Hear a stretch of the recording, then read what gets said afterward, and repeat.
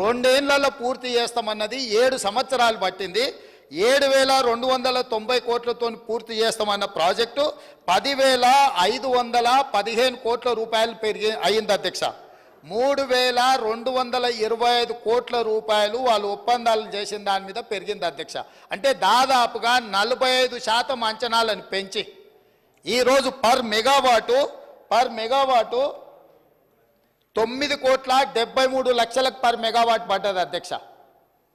వేల కోట్ల రూపాయలు ఇయ్యాల మింగి విద్యుత్ సంస్థల మీద భారం మోపి 81,000 కోట్ల రూపాయలకు అప్పుకు కారణమైంది అధ్యక్ష. Point number 1.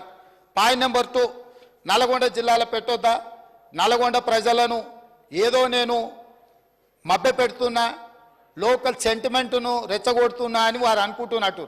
వారి విశ్వసనీయత జిల్లాల మన పార్లమెంట్ ఎలక్షన్ల అసెంబ్లీ ఎలక్షన్లలో స్పష్టంగా చెప్పిండ్రు.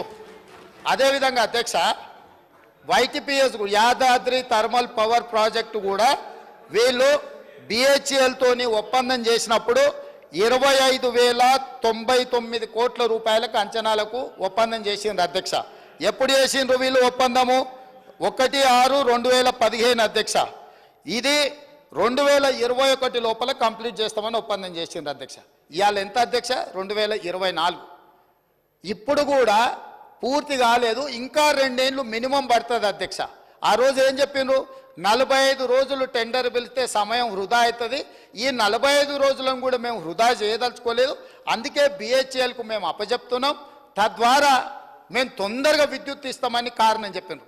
ఇవాళ 2015లో ఎల్ఓఐ ఇస్తే 2024 దాదాపుగా 9 సంవత్సరాలు పూర్తయింది. ఇంకా 2 సంవత్సరాలు పట్టే అవకాశం ఉంది అధ్యక్ష.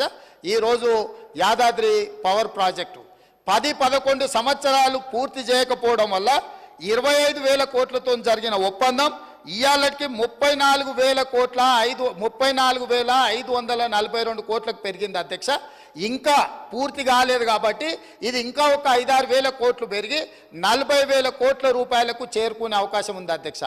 ఒప్పందం జరిగింది 25,000 కోట్లకు అయితే పూర్తి చేయడానికి వచ్చే వరకల్లా 40,000 కోట్లకు పెరిగి 15,000 కోట్ల రూపాయల అంచనాలు పెంచి దోసుకున్నారు అధ్యక్ష. ఈరోజు పర్ మెగావాటు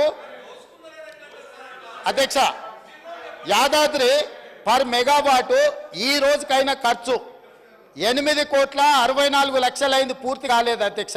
ఇది పెరిగి 10 కోట్లకు మెగావాట్ అయ్యే పరిస్థితి ఉంది. భద్రాద్రి 9,73,00,000 రూపాయలు పర్ మెగావాట్ అయింది అధ్యక్ష. సేమ్ సమయంలో ఎన్టీపీసీ ఇప్పటి దగ్గర వారు ఉపన్యాసాలు ఇచ్చారు కదా అధ్యక్ష.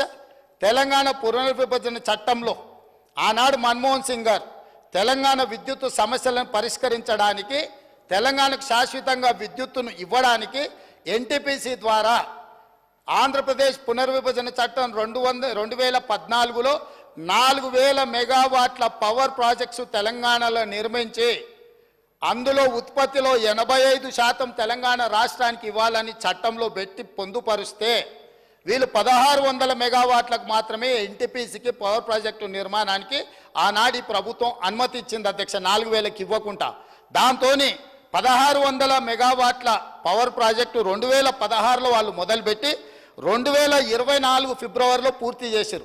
వాళ్ళకు పర్ మెగావాట్ ఎంత కష్టపడ్డది అధ్యక్ష అంటే 7,38,00,000. సేమ్ వీళ్ళ తర్వాత సంవత్సరం తర్వాత మొదలుపెట్టిన ఎన్టీపీసీకి పర్ మెగావాట్ విద్యుత్ ఉత్పత్తికి 7,38,00,000 అయితే వీళ్ళు ఉత్పత్తి చేసిన భద్రాద్రి 9,73,00,000 అయింది అధ్యక్ష పర్ మెగావాట్. యాదాద్రి ఇప్పటి వరకు 8,64,00,000 పర్ మెగావాట్ ఖర్చు పెట్టారు అధ్యక్ష. పూర్తి అయ్యే వరకు 10 కోట్ల రూపాయలు అవుతుంది. ఇప్పుడు తమరి ద్వారా నేను అడుగుతున్నా అధ్యక్ష, ఎన్టీపీసీకి పర్ మెగావాట్ సూపర్ క్రిటికల్, ఇది సబ్ క్రిటికల్ కాదు, ఇది అడ్వాన్స్డ్ టెక్నాలజీ 7,38,00,000కు పర్ మెగావాట్ ఉత్పత్తి అయితే సబ్ క్రిటికల్ టెక్నాలజీ 9,73,00,000 రూపాయలు ఎట్లయితుంది అధ్యక్ష? ఎక్కడికి పోయింది అధ్యక్ష ఈ సొమ్ము? పర్ మెగావాట్ 2 కోట్ల పైగా, అంటే 1,080 మెగావాట్ల విద్యుత్ అంటే 2.5 కోట్లు పర్ మెగావాట్కు అంచనాలు పెరిగినాయంటే దాదాపుగా 2,500 కోట్ల రూపాయలు భద్రాద్రి పవర్ ప్రాజెక్టులో మింగిందెవరో లెక్క తేలడం కోసమే ఈరోజు విద్యుత్తు మీద కమిషన్ వేసినాం అధ్యక్ష. ఇక్కడ దాదాపుగా 10 కోట్లు అంటే దాదాపుగా 2.5 కోట్లు ఇంటూ 4,000 మెగావాట్లు దాదాపుగా 10,000 కోట్ల రూపాయలు